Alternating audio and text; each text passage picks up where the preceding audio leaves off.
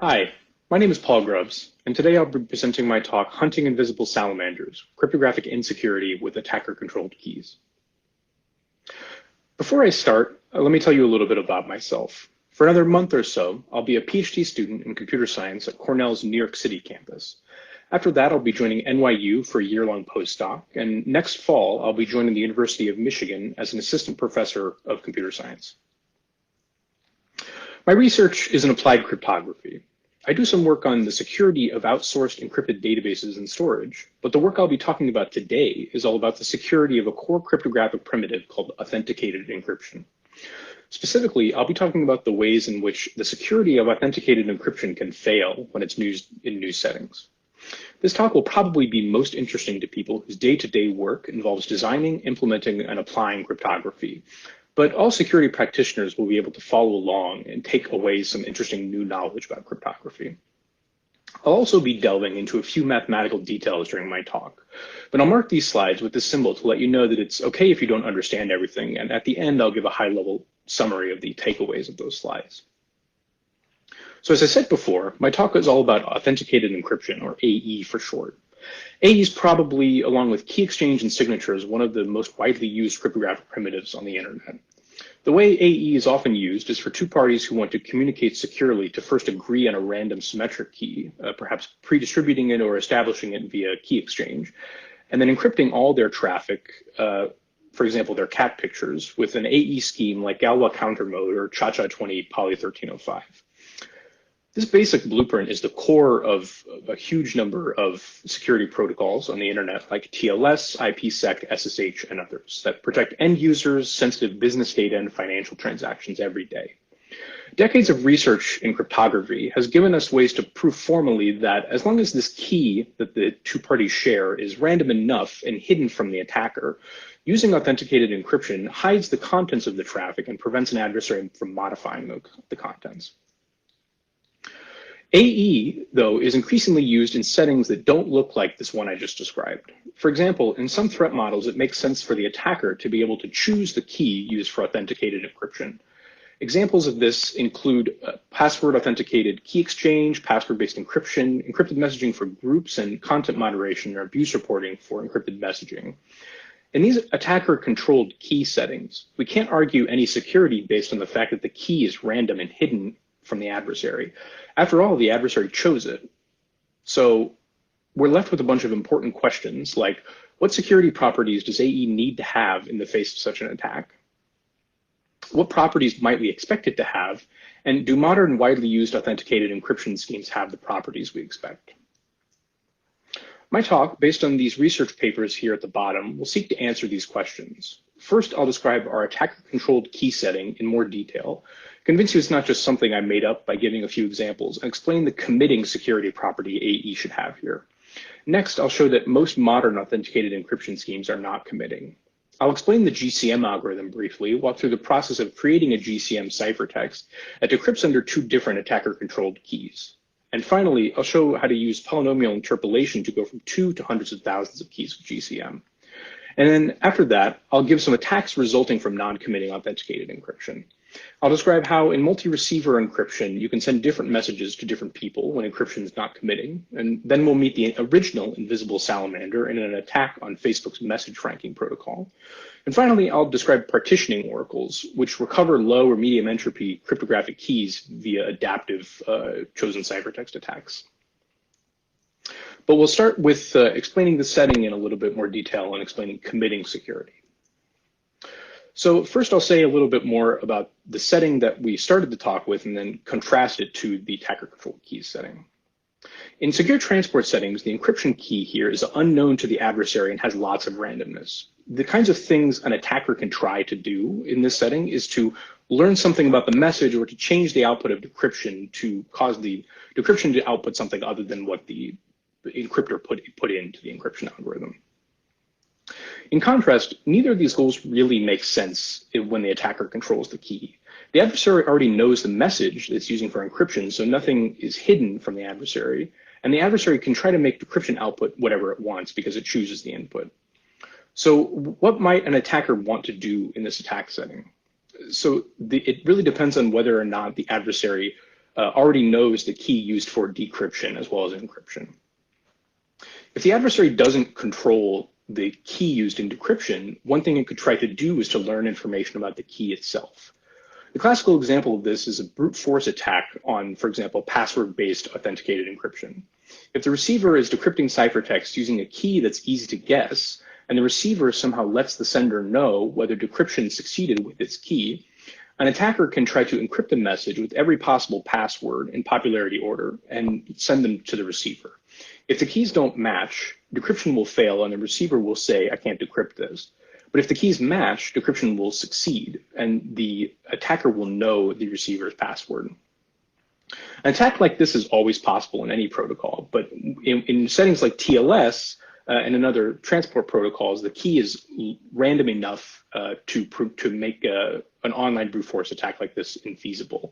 So key recovery attacks like this are usually only a problem when the key used for authenticated encryption is a password or a short PIN, or if some key bits are leaked via side channel. So even if the sender and the receiver share a key, attacker-controlled keys can still be a problem. Take, for example, a setting where two parties are, say, trying to embezzle money and communicating AE encrypted traffic that contains fraudulent records, like evidence of their crimes. If the encrypted traffic has been stored for audit purposes, and the auditor needs to decrypt to check what they've been doing, the attackers could try to give a different key than the one they've been using. So here their goal is not to learn something about what the decryptor is using or what the auditor will see in decryption. It's rather to ensure that the auditor recovers something from decryption other than the fraudulent records that they've been communicating. So now that we understand the setting and have some examples, I'll explain what this committing security property is. To explain this, I like to use a very simple physical intuition of authenticated encryption as a lockbox. We can take AE and like a lockbox, we can put a message inside of a box, close it and lock it up and give it to an adversary. And like a physical lockbox, AE should hide the contents of what's inside, confidentiality, and prevent someone with that box from changing what's inside, so integrity. Another property that a physical lockbox has is more similar to committing security for AE, which is that when you try to unlock the box, no matter what key you use, you either fail to open it or you open it and you see what the person who locked the box put in there. This guarantee is a meaningful one in our attacker-controlled key setting because it restricts what the attacker can, what the encryptor can do when they lock the box. So this is, in put simply, the committing security guarantee that AE needs. And if AE didn't have this, it might be able to create, an attacker rather, might be able to create lockboxes that had different things in them depending on which key was used to unlock them, which defies our physical lockbox intuition. For example, an adversary could craft a single AE ciphertext that had, in addition to this real cat picture decryption from before, a second decryption with a different key to the salamander, the invisible salamander of the title. So committing security for AE, as I said, prevents this by binding the attacker in some sense to a single AE decryption and requiring that if the attacker, unless the attacker solves some computationally intractable problem, any AE ciphertext that they create only has one correct decryption. This prevents them from crafting a ciphertext with these hidden secondary decryptions or these invisible salamanders from the title. To see why committing prevents the attacks I described before, recall our plain text reporting example from before. If the malicious accountants that were communicating these fraudulent records used committing authenticated encryption, no matter what key they report to the auditor, they won't be able to hide their fraud. The committing property guarantees that either the auditor will fail to decrypt those ciphertexts or it will decrypt and see the fraudulent records out. So next, I'll explain that surprisingly, many widely used modern authenticated encryption schemes are not committing. So I promised you an attack on GCM, but because GCM is fairly complicated, I'll start with reasoning just about the encryption part of GCM, which is counter mode. So counter mode encryption, if you're not familiar, is pretty simple. If we want to encrypt, for example, this plain text with this orange key here, we just sample a random initialization vector and derive a pad using that key and that IV. Then we take this pad that we derived and exclusive OR it with the plain text to output the ciphertext. But now imagine that we have a different key, this red key here. We can still derive the pad for this other key with the same IV and try to decrypt the ciphertext with this other pad, which will result in a different plain text than the one we kind of used for encryption. So counter mode, as you can see, has this somewhat counterintuitive property, rather, that a ciphertext can be decrypted by any key. So before showing the attack in full GCM, I'll briefly explain how it works. So GCM is ubiquitous and standardized by basically every standards body that standardizes encryption schemes. So GCM, in addition to using counter mode to encrypt things by sampling a random IV and encrypting the message with counter mode, uses a message authentication code, or MAC, to prevent tampering. This MAC is what provides the authenticated and authenticated encryption. So to encrypt, the GCM first computes counter mode on the plain text and then applies this message authentication code on the result of counter mode to compute a tag. Decryption then takes this counter mode ciphertext and tag as input and recomputes the tag using this MAC algorithm and compares it to the tag that was input. If they match, GCM outputs the counter decryption of that part of the ciphertext.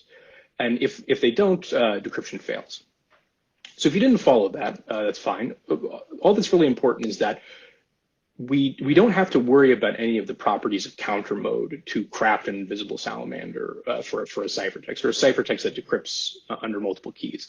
All we need to do is come up with a counter mode ciphertext that collides under this tag function that has the same tag output under these two different keys.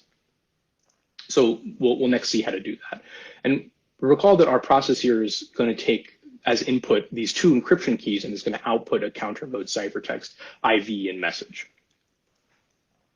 So to do this, we need to review how the MAC works. And fortunately for us, GCM's MAC is not a complicated collision-resistant hash function like SHA-256.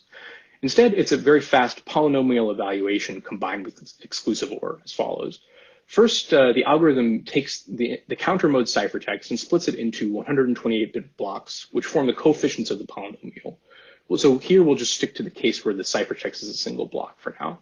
Then it computes the hash point and the pad, the hash point by encrypting the 0 string with AES in the key, and the pad by encrypting the IV with AES in the key.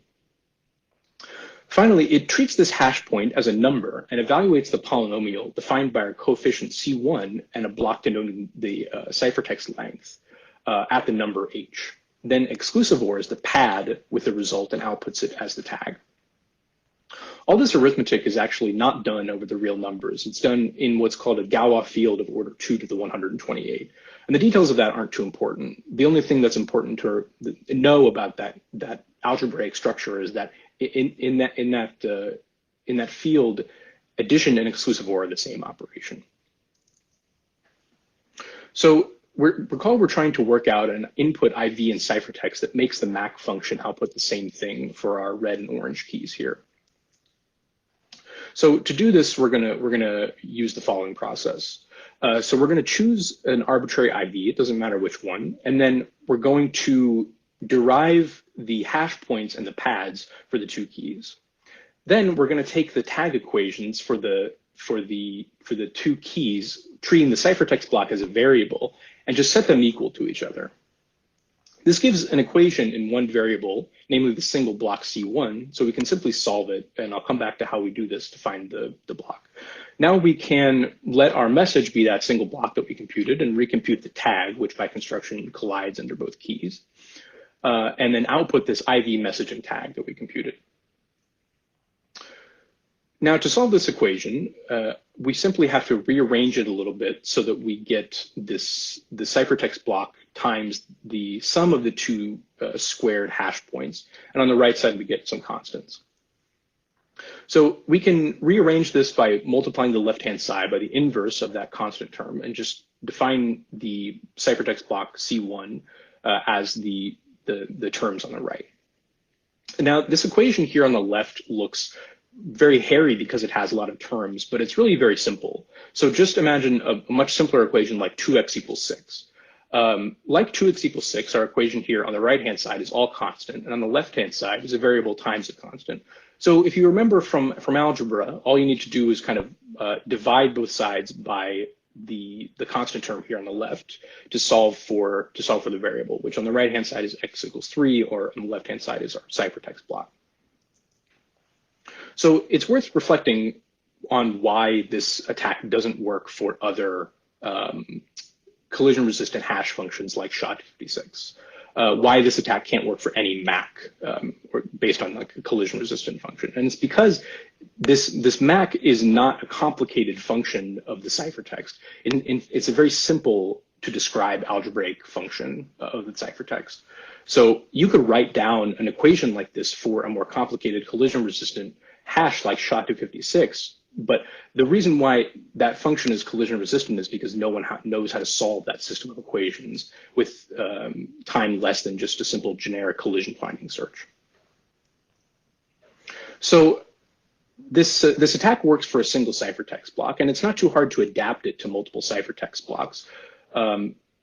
One just needs to add a constant contribution from the other ciphertext blocks that aren't fixed by the choice of the two keys to the MAC equation. So here on the right-hand side, I've adapted the MAC algorithm to arbitrary numbers of blocks and with the changes here in white. But I also promised you that I would describe how to do more than two keys.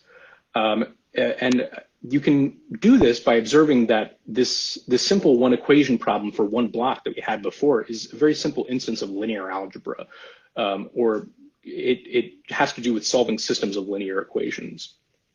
So we can recast the question of constructing a GCM collision to a single matrix vector equation, where there's an equation for each key that we want to collide on, and as many variables as there are ciphertext blocks in the desired ciphertext.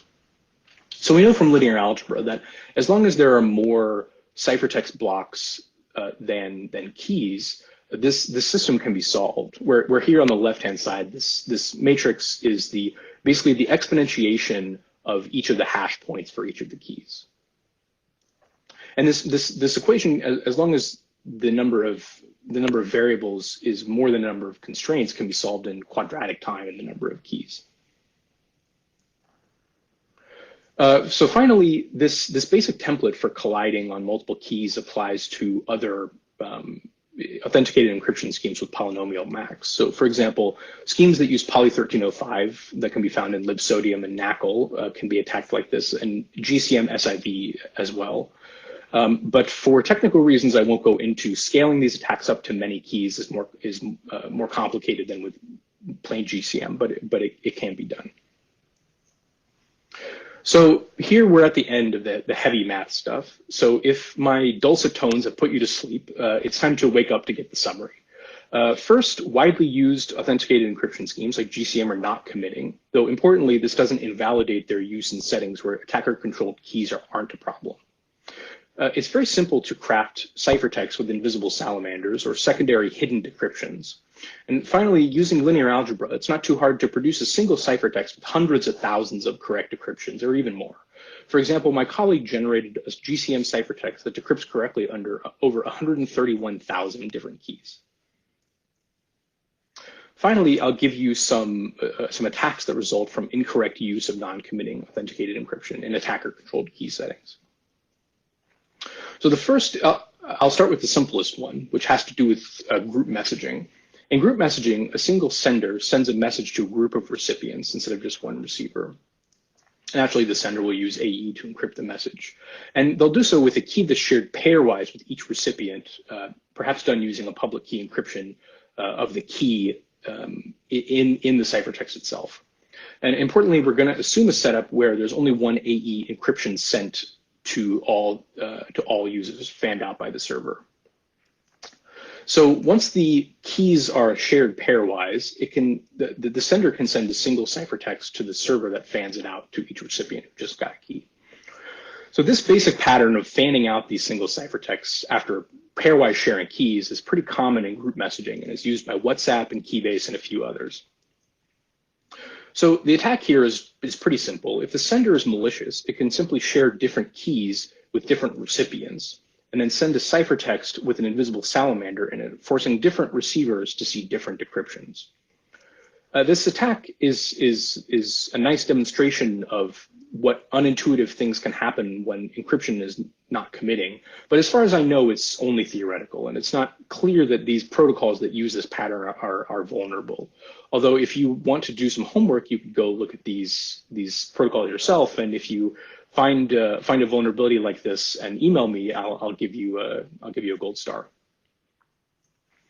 So attacks like this have been demonstrated in some protocols, although many of the details are different in a way I'll explain before. So an attack similar to this one that's been demonstrated is on an abuse reporting system for encrypted messaging. So just to give you some background on abuse reporting, this is a problem that's faced by all people who run platforms that provide end-to-end encryption, where if a sender is malicious and sends something abusive to a receiver, encryption makes it hard to report that message to the platform. Because if the platform doesn't ask for additional verification that the reports are genuine, then a malicious receiver could themselves report whatever they want and abuse the abuse reporting system.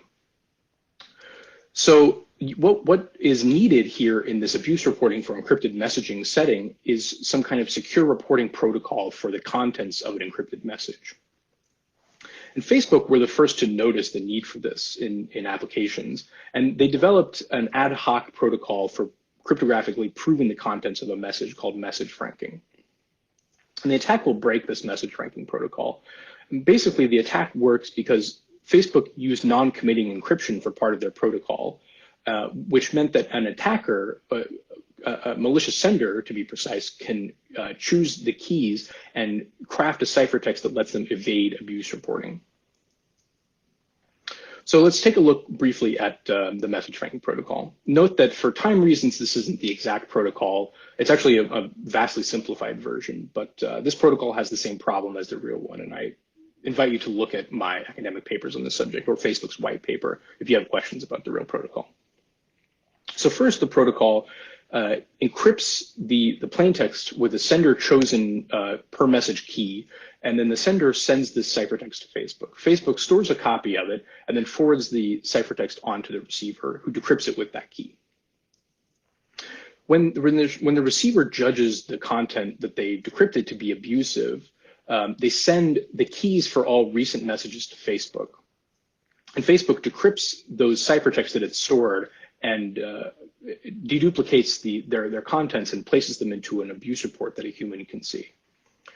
Thus, if we send a single ciphertext twice under two different keys, because the keys are sender chosen, we might imagine that we can use a ciphertext with an invisible salamander to kind of send a message that Facebook won't see because of this deduplication. And so this is exactly what we're going to do. More specifically, we're going to craft a ciphertext with an invisible salamander that's some abusive image that we want to send, and another decryption to an innocuous image. Then the attacker, the malicious sender, will send this ciphertext twice with two different keys to the receiver. The receiver will decrypt the ciphertext under both keys and thus see the abusive image and the innocuous one. But then when the receiver reports that conversation to Facebook, the deduplication will ensure that despite both decryptions being decrypted by Facebook, the human moderator will only actually see one of those decryptions, namely the innocuous one. So this protocol allows the sender to evade abuse reporting. But I told you that to do this, the sender has to craft a GCM ciphertext that decrypts to two different valid images. And before, I didn't actually tell you how to do that. In fact, without additional work, the invisible salamanders crafted using the method I described before won't have any particular structure at all. They'll just be kind of random junk bits. So to give Facebook a proof of concept, we actually crafted a single GCM ciphertext where both decryptions are valid images. Namely, this bitmap of a kitten and this JPEG of a salamander that we've been using throughout this talk. And I actually did import the decryptions of that single ciphertext into this PowerPoint, so these are the real images. Doing this collision was tricky because in addition to crafting the tag to be colliding, we need to have the right bytes at certain offsets of these files. For example, the initial 2 bytes of the file need to be the correct magic bytes for the image files, respectively the JPEG and the bitmap magic bytes. And then the 3rd and 4th bytes in the JPEG need to be a comment character, and in the bitmap need to be the length. And then the 5th and 6th bytes in the JPEG need to be a comment length, and in the bitmap they need to be the 2 0 bytes.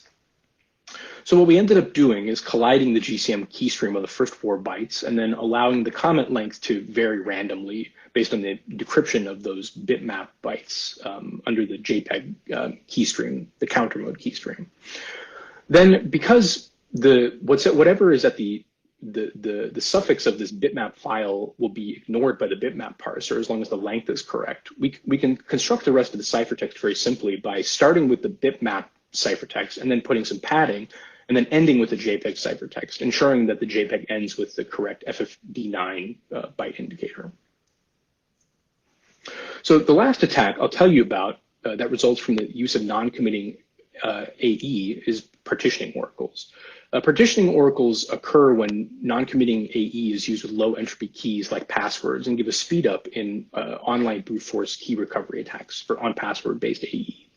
So recall our example before of an online key recovery attack. The adversary chooses the key and then encrypts a kind of guess plaintext with it and sends it to the receiver. And the receiver either responds with decryption failed, I can't decrypt this, or decryption succeeded. And based on these responses, the attacker will be able to learn the receiver's key. So using non-committing AE here lets the adversary check more than one guess for each ciphertext it sends. Effectively, the use of non-committing AE lets the adversary partition the space of possible keys into sets that are bigger than one. So there's nothing actually special about these 2 guesses here. The fact that this sender has sent a ciphertext that decrypts under both these keys. It could be more than 2 keys. It could even be the ciphertext that my colleague crafted that has 131,000 correct decryptions.